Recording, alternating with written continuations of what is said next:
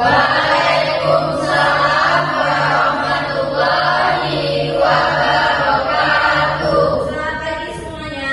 Pagi, Bu. Baik, sebelum kita memulai kelas pada pagi hari ini, alangkah baiknya kita berdoa terlebih dahulu. Mohon untuk ketua kelasnya dipimpin doanya. Baiklah teman-teman, sebelum memulai pembelajaran pada hari ini, alangkah baiknya kita berdoa untuk agama dan kepercayaan kita masing-masing. Berdoa mulai.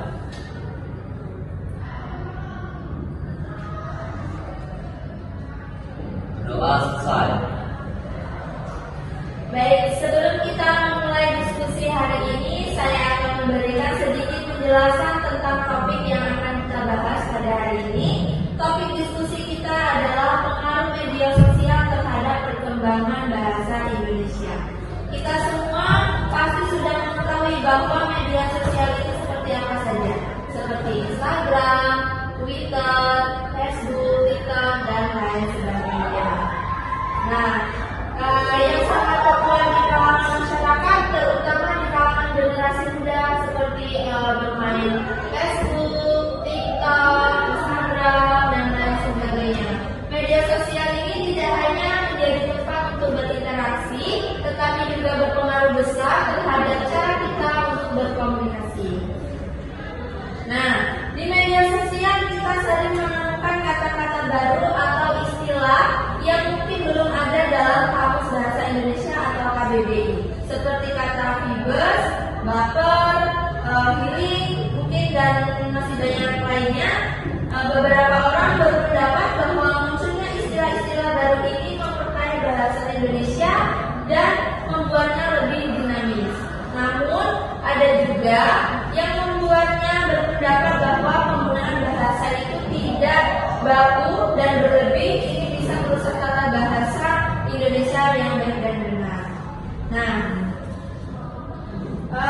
di sini kalian ibu akan membagi menjadi dua kelompok. Nantinya kelompok pertama itu akan mendukung argumen bahwa media sosial memperkaya bahasa Indonesia, dan kelompok kedua akan menyampaikan pendapat bahwa media sosial itu justru merusak bahasa kita. Diskusi ini kita bukan hanya untuk mengetahui siapa yang benar dan siapa yang salah, tetapi untuk melatih kita untuk berpikir secara kritis, menyampaikan argumen dengan jelas dan baik, dan menghargai pendapat orang lain. Seiring dengan perkembangan teknologi dan kebiasaan kita menggunakan media sosial, penting untuk memahami dampaknya baik yang positif dan negatif. Pertanyaannya, apakah kita bisa menerima istilah-istilah baru tersebut sebagai bagian dari bahasa Indonesia yang baik? Ataukah kita perlu mempertahankan penggunaan bahasa yang lebih formal dan sesuai dengan kaidah EYD atau ejaan yang disempurnakan? Sebelum kita memulai, saya ingin mengingatkan kembali kepada kalian untuk berpikir secara terbuka dan mendengarkan setiap argumennya dengan baik dan bijak. Ingat, diskusi ini bertujuan untuk mencari pemahaman yang lebih dalam tentang pengaruh media sosial terhadap bahasa kita. Jangan ragu untuk mengungkapkan pendapat kalian, tetapi selalu dukung dengan argumen yang kuat dan cocok dan relevan.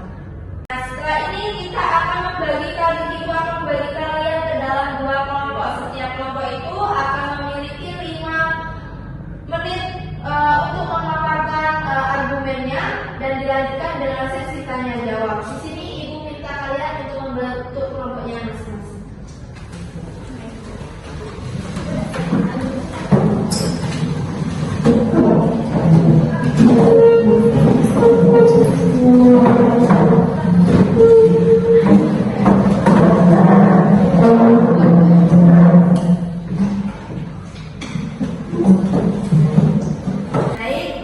Di sisi kiri ibu terdapat dalam kelompok pro, dan di sisi kanan ibu yaitu kelompok kontra.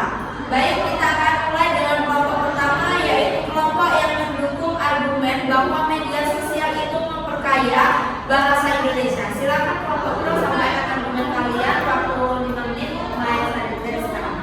Baiklah, terima kasih Bu. Di sini kami percaya bahwa media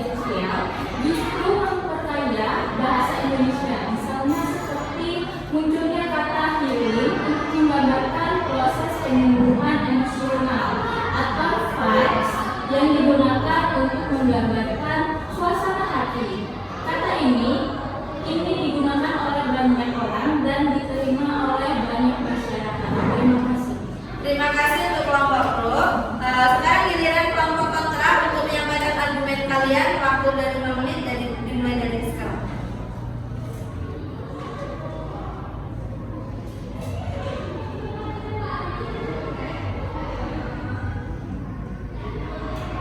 Bagaimana untuk kelompok pro?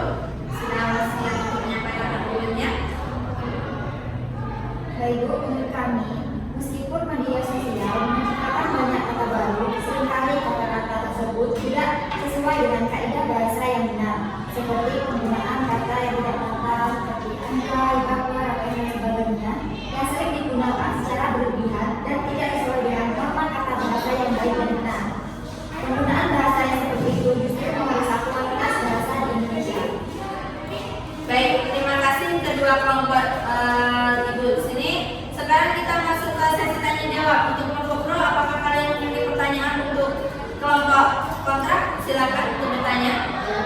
Terima kasih kepada Ibu atas waktunya. Di sini kami ingin bertanya kepada kelompok kontra. Jika penggunaan kata-kata baru di media sosial dianggap merusak bahasa, lalu bagaimana dengan kata-kata yang ada sekarang di kamus yang dulunya dianggap slang, seperti selfie atau chat? Bukankah itu juga berasal dari bahasa asing dan awalnya dari Inggris? Baik, untuk kelompok kontra, apakah bisa langsung menjawab pertanyaan dari kelompok pro?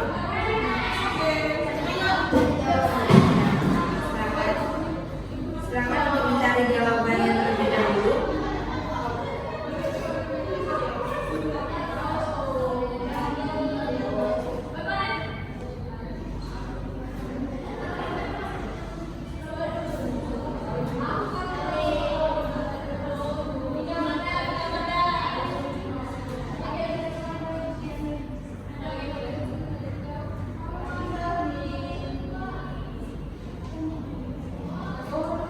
Baik, kelompok kontra, apakah langsung bisa dijawab?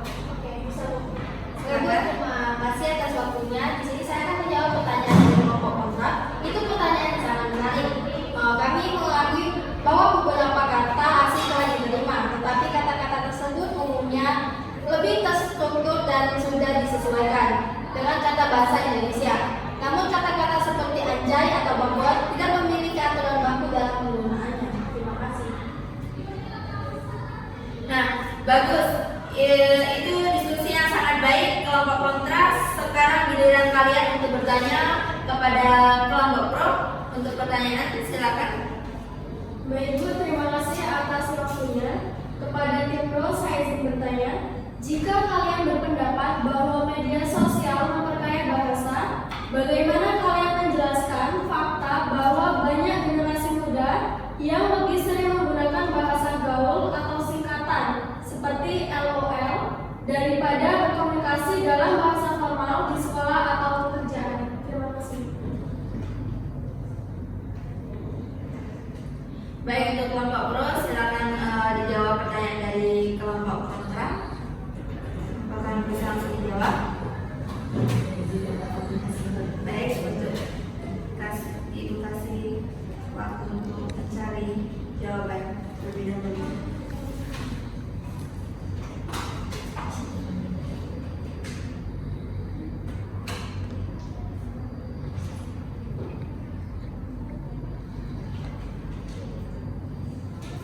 Baik, kelompok pro, apakah langsung bisa dijawab pertanyaan dari kelompok kontra? Baik Bu, terima kasih atas waktunya. Di sini saya menjawab pertanyaan dari kelompok kontra. Menurut kami, bahasa di media sosial memang lebih santai dan tidak selalu formal. Namun, itu adalah bentuk ekspresi yang sah dalam komunikasi sehari-hari. Yang penting adalah kita tahu kapan menggunakan bahasa yang tepat, seperti saat di sekolah atau di tempat kerja.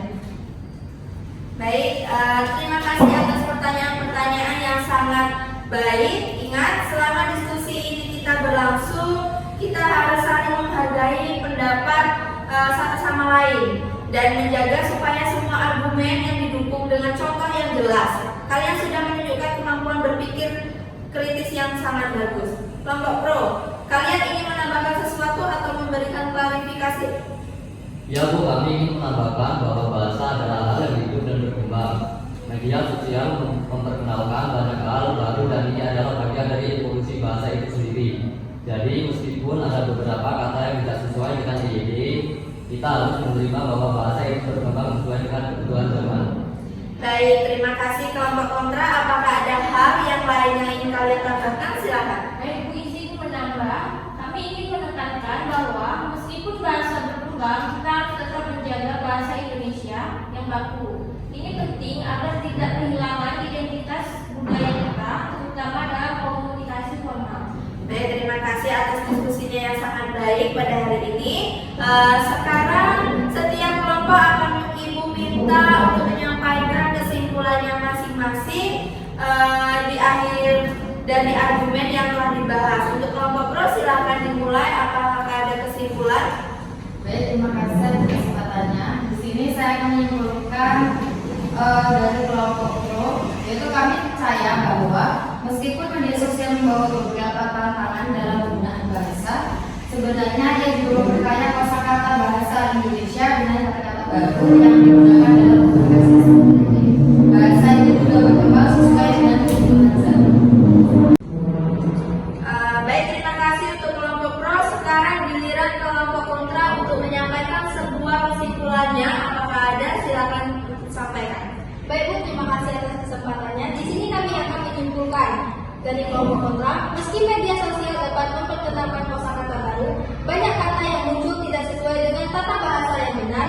Kami percaya bahwa kita perlu menjaga agar bahasa Indonesia tetap terpelihara dengan baik, terutama dalam konteks yang formal. Terima kasih. Terima kasih untuk kedua kelompok.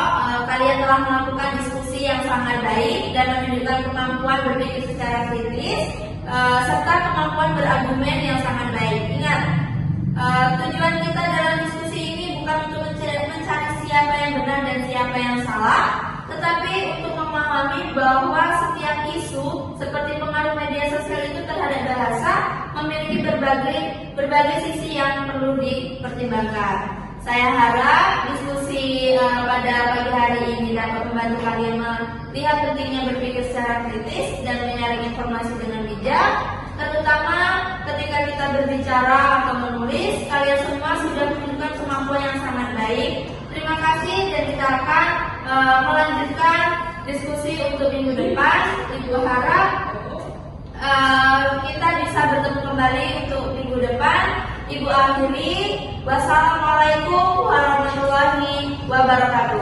Waalaikumsalam.